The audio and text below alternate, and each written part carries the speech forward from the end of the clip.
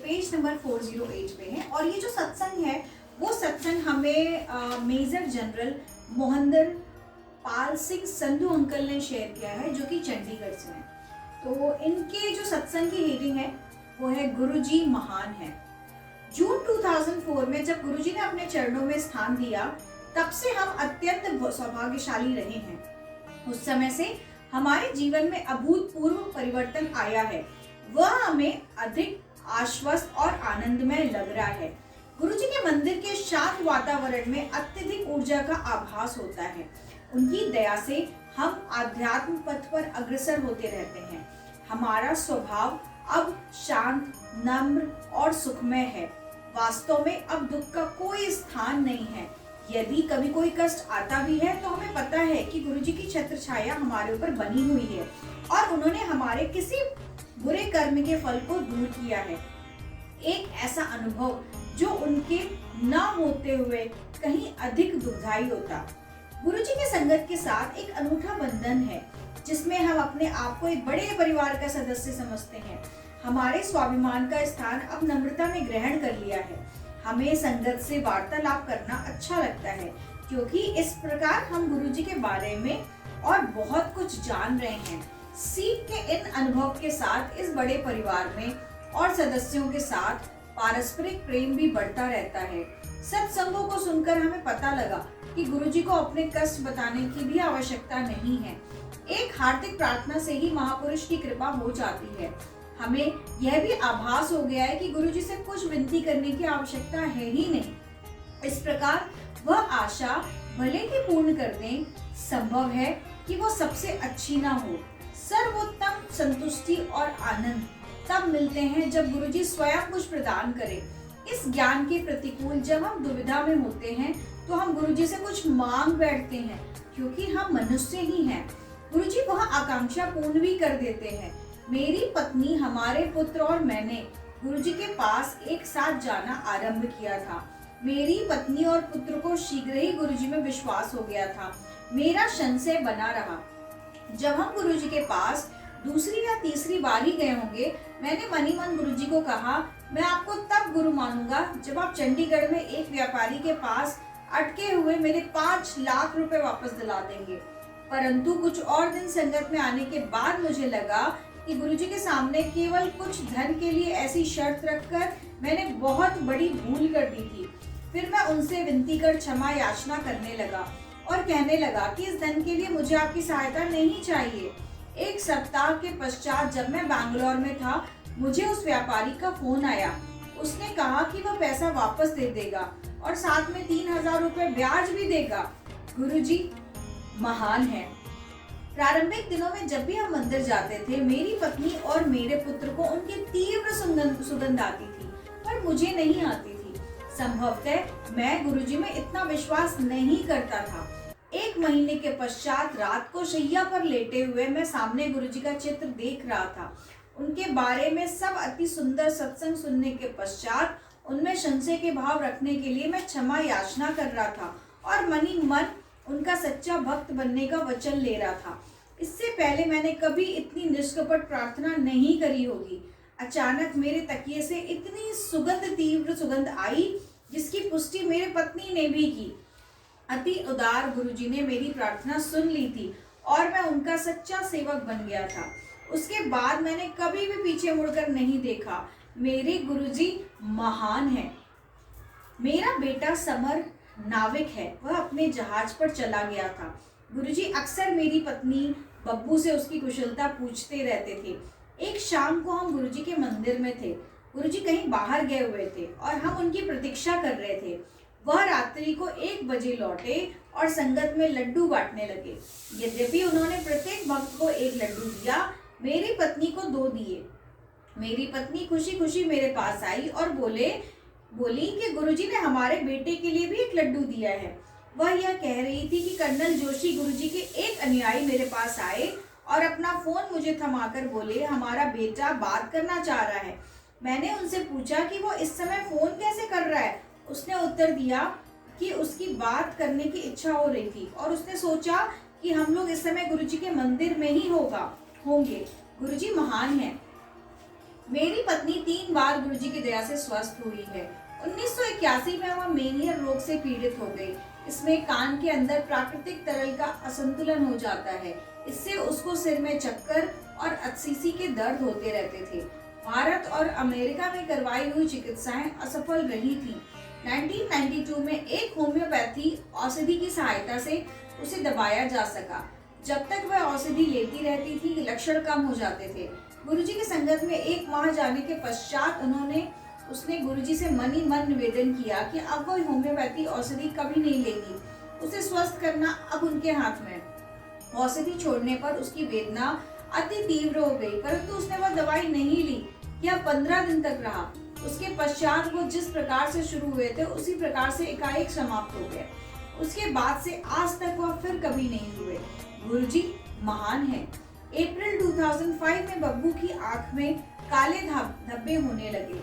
नेत्र विशेषज्ञ ने उसका परीक्षण करने के पश्चात बताया कि उसका दृष्टिपटल सूजा हुआ है और यदि उसने तुरंत स्टेरॉइड की गोलियां खानी आरंभ नहीं करी तो वो अपनी दृष्टि भी खो सकती है, किंतु इन्हें खाने से उसका अप्रकट तपेदिक रोग उभर सकता था, अतः उसे उसकी भी चिकित्सा करानी पड़ेगी। यह सुनकर वह चिंतित हो गई। चूंकि हम गुरुजी से सीधा इसका उल्लेख करने में झिझक रहे थे, एक अन्य महिला गुरुजी की दीर्घकालीन भक्त ने गुरुजी को इसके बारे में बताया। फिर भी जब बब्बू ने उनसे आज्ञा ले रही थी, गुरुजी कुछ नहीं बोले। रोग के भय से बब्बू ने गुरुजी को कहा कि वह स्टेरॉइड नहीं लेना चाहती है। गुरुजी ने मुस्कुराकर हमारे फिरोजपुर वाले घर में रखा हुआ शुद्ध मधु लाने को कहा। बब्बू जब वह शहद लेकर घर आई तो गुरुजी ने उसे अभिमंत्रित किया और उसे अपनी आंखों में डालने के लिए कहा।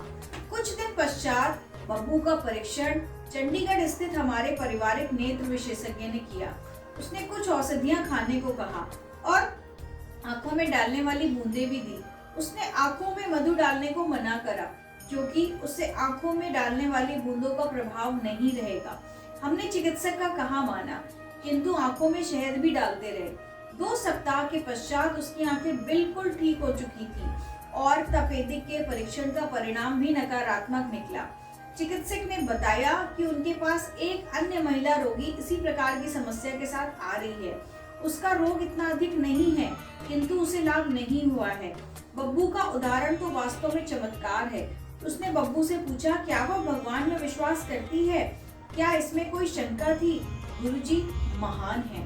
पिछले 9 वर्षों से बब्बू के मुख पर विषाणु जनित मस्से हो रहे थे। त्वचा विशेषज्ञ की अनेक औषधियां और उनको जलाने की क्रियाएं असफल रही थी। अंततः उसकी चिकित्सा गुरुजी के ही एक अन्य भक्त आर.डी. चौहान ने मार्च 2006 में करी। 1 सप्ताह में ही कभी फिर वापस न होने के लिए वह सब लुप्त हो गए। गुरुजी महान है। दिसंबर 2006 में चंडीगढ़ में एक चौराहे पर 80 किलोमीटर के वेग से आती हुई एक एम्बेसडर गाड़ी ने हमारी जेन गाड़ी पर किनारे से आकर टक्कर मारी। हमारी गाड़ी 4 फुट दूर चली गई। उसके दरवाजे, खिड़कियां, मडगार्ड, सामने का शीशा, यहाँ तक कि गाड़ी का यंत्रों वाला हिस्सा भी टूट गया। इतनी जोर से दुर्घटना होने के बाद भी हम चारों सुरक्षित बाहर निकल आए। गाड़ी को ठीक कराने के लिए मुझे कुछ धन व्यय नहीं करना पड़ा क्योंकि एम्बेसडर गाड़ी के स्वामी ने पूरा पैसा दिया। यह सब केवल गुरुजी की दया से ही संभव हो पाया। गुरुजी महान है। हम गुरु कृपा के लिए उनके अत्यंत आभारी हैं। गुरुजी अक्सर कहते थे कि आने वाले समय में इस संसार में अनेक कठिनाइयां आने वाली हैं। कोई किसी की सहायता नहीं करेगा, चाहे वह उसका अति घनिष्ठ संबंधी, भाई बहन या कोई अन्य ही क्यों ना हो। केवल गुरुजी के संगत के इस परिवार में ही सुख, शांति और चैन मिल पाएगा। कहने की आवश्यकता नहीं है कि हम उनकी संगत के सदस्य होकर और उनकी दया के पात्र बनकर सौभाग्यशाली हैं। ओम नमः शिवाय। शिव जी सदा सहाय। ओम नमः शिवाय। गुरु जी सदा सहाय। जय गुरु जी। शुक्राना गुरु जी। तो संगत जी कितना प्यारा सत्संग था।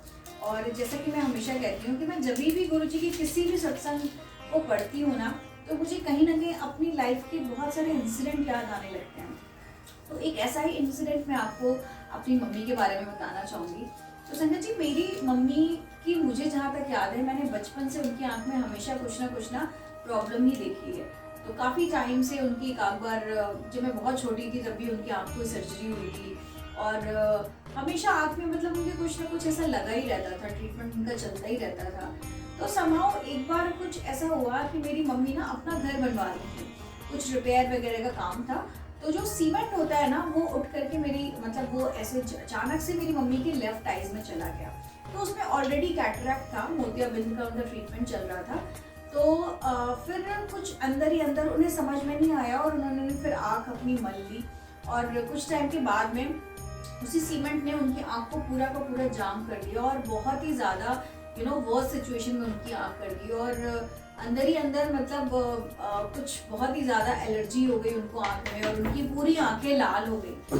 तो एग्जैक्टली हुआ क्या था कि ओवरऑल जो भी होता था ना, मतलब जो उनकी आँखें थी उसमें उतनी प्रॉब्लम बढ़ गई थी, इतनी ज़्यादा प्रॉब्लम बढ़ गई थी कि समहाउ उनकी जो चीज़ें थी वो इतनी बिगड़ गई थी कि उनका ऑपरेशन जो था वो सारा का सारा उनको, मतलब डॉक्टर ने, हालांकि उनका जो केस था वो बहुत ज़्यादा खराब हो चुका था। तो मतलब मम्मी का शुगर बहुत ज़्यादा रहता था संजय जी। तो मम्मी का जब शुगर ज़्यादा रहता था तो डॉक्टर ऑब्वियसली कहते थे कि जब शुगर ज़्यादा है तो हम ऑपरेशन नहीं कर सकते। तो कुछ ऐसा हुआ कि उस समय तक तो हम गुरुजी से नहीं जुड़े थे। फिर मेरी मम्मी का मतलब हमने उनका एक ऑपरेशन कराया, उस समय तक हम गुरुजी से नहीं जुड़े थे। जब ऑपरेशन कराया संजय जी तो मैंने फोर्सफुली कराया, क्योंकि बहुत सारे डॉक्टर्स ने मना कर दिया था। फिर एक किसी डॉक्टर ने बोला अच्छा ठीक है, इनका ऑपरेशन ही हो सकता है, अदरवाइज फिर इनको बहुत ज़्यादा पेन होता रहेगा, हमेशा ही पेन होता रहेगा। तो पेन की कंडीशन से बचने के लिए हमारे पास कोई ऑप्शन है नहीं। तो फिर मैंने अपनी मम्मी को ऑपरेशन करा दिया। तो संजय जी जब ऑपरेशन कराया तो उनका शुगर फ्लक्चुएशन या कुछ और उनके मेडिकल इश्यूज की वजह से वो पूरा ऑपरेशन उनका फेल हो गया, और वो ऑपरेशन इतना ज़्यादा पेनफुल था कि मम्मी को जब एनेस्थीसिया के इंजेक्शन दिए गए तो उस इंजेक्शन का असर ही उनकी बॉडी पे नहीं हुआ। उस वजह से उनकी आँख का ना, खुली आँख का ऑपरेशन हुआ था। एज ए मतलब उनको इतना पेन था, वो इतने एक्सट्रीम पेन में थी, क्योंकि एनेस्थीसिया के इंजेक्शन से उनकी आँखें शून्य हुई ही नहीं थी, उनको असर ही नहीं हुआ था। तो अब आप समझ सकते हो कि किसी इंसान का अगर खुली आँख से अगर ऑपरेशन होता है तो उस केस में कितना ज़्यादा वो चीज़ें पेनफुल होती हैं। तो जब ऑपरेशन फेल हो गया तो डॉक्टर ने बोला कि रीज़न समझ में नहीं आया कि ये फेल क्यों हो गया, लेकिन चूंकि उन्होंने कॉर्निया लगाया था, एक न्यू कॉर्निया, एक तरीके से मतलब मुर्दे की आंख का निकाल करके वो कॉर्निया लगाया जाता है, जो मम्मी को लगाया गया था। तो फिर उन्होंने बोला कि डॉक्टर ने बोला कि आपको ना दोबारा कॉर्निया लगवाना पड़ेगा, और कोई इसका कोई ऑप्शन नहीं है। अगर आप चाह रहे हो कि मम्मी की आंख वापस से सही हो जाए तो आपको दोबारा रिस्क लेना पड़ेगा। तो संगत जी समाओ फिर हमने, मतलब मेरी माँ की वो कंडीशन ही नहीं थी कि हम उनका दोबारा इतना पेनफुल ऑपरेशन करा सकें। तो फिर ये हुआ कि जो भी ट्रीटमेंट चल रहा है वो चलता रहेगा और हम आगे ऑपरेशन नहीं कराएंगे। But back of the mind ये चीज़ें दिमाग में बहुत ज़्यादा चल रही थी कि यार अब होगा क्या, क्योंकि उनकी दोनों आंखों में एक आंख ऑलरेडी जा चुकी थी, पूरी तरीके से जा चुकी थी, और दूसरी आंख में भी कैटरैक्ट था जो कि बहुत सीवियर कंडीशन में था। और चूंकि इस आंख का ऑपरेशन फेल हो गया था तो हमें दूसरी आंख का ऑपरेशन कराने की हमारे अंदर हिम्मत ही नहीं थी, क्योंकि डॉक्टर ने बोला था कि एक आंख का जो ऑपरेशन है, जब कैटरैक्ट हम जो भी मतलब उनकी सर्जरी जो हो रही थी, जब हम एक तरीके से न्यू आंख लगा देंगे तो उसके 15 से 20 दिन बाद में फिर हम दूसरी आंख का कैटरैक्ट का ऑपरेशन कर देंगे। तो संगत जी फिर वही हुआ कि उनकी वो आंख फेल हो गई और उसकी आंख की पूरी रोशनी चली गई, और फिर हमने दूसरी आंख का ऑपरेशन करने की हिम्मत नहीं की, और बहुत ही वर्स्ट सिचुएशन थी। मेरी मम्मी की एक आंख की पूरी रोशनी जा चुकी थी संगत जी। फिर होता है मिरेकल, फिर आते हैं हमारे गुरुजी, हमारी लाइफ में एंट्री करते हैं। तो संगत जी आप बिलीव करोगे, जब मेरी मम्मी की बहुत सारी हेल्थ कंडीशन थी, मैं फिर कभी आपको बताऊंगी। मैं अभी चूंकि इन आंटी ने अपनी आंख से रिलेटेड सत्संग बताया है तो मैं अपनी मम्मी की आंख से रिलेटेड सत्संग आपको बता रही हूँ। तो गुरुजी ने अपने बड़े मंदिर बुलाया, मतलब प्रसाद खिलाया, फिर हमने सत्संग में जाना शुरू किया। 1 महीने तक सत्संग में जाने के बाद में यू वोंट बिलीव, मेरी मम्मी की एक आंख जो खत्म हो चुकी थी और जो दूसरी आंख थी जिसमें बहुत हल्की रोशनी थी, तो पूरी की पूरी रोशनी, मतलब जो दूसरी आंख बची हुई थी उसमें डबल रोशनी आ चुकी थी। मतलब एक आंख जो उनकी डेड हो चुकी थी उसमें तो गुरुजी ने रोशनी नहीं दी, बट समहाउ जो दूसरी आंख थी ना उसमें उनको जो थोड़ा बहुत धुंधला दिखता था उसमें गुरुजी ने डबल रोशनी दे दी थी। तो इतनी मेहर है हमारे गुरुजी की अपने भक्तों पर, अपनी संगत पर, कि संगत जी जो चीज़ें इम्पॉसिबल होती है ना वो भी गुरुजी प्रैक्टिकल करके दिखाते हैं। तो मेरी माँ के केस में तो गुरुजी ने उनकी पूरी एक आंख को तो नो डाउट डेड रखा था, लेकिन दूसरी आंख में डबल रोशनी दे दी थी, तो कोई फर्क ही नहीं पड़ता था मम्मी को, और उनको लगा ही नहीं, उनके चश्मे भी उतर गए थे। इनफैक्ट गुरुजी का लंगर खाने के बाद में बड़े बड़े चश्मे लगाया करती थी, तो वो चश्मे भी गुरुजी ने उतरवा दिए थे, और कोई आपका ट्रीटमेंट सब कुछ बंद करा दिया था। केवल और केवल गुरुजी का जल प्रसाद पीती थी, और मतलब गुरुजी का लंगर प्रसाद करते थे, और हम सत्संग में जाते थे। बस हमारी जो भी दवा थी वो सिर्फ और सिर्फ लंगर थी और जल प्रसाद थी। तो संगत जी बहुत बहुत मेहर है संगत जी हमारे गुरुजी की, कि सब कुछ प्रैक्टिकल करके दिखाते हैं। जो चीज़ें इम्पॉसिबल भी होती है ना, वो भी पॉसिबल कर देते हैं। जय गुरुजी, शुक्राना गुरुजी।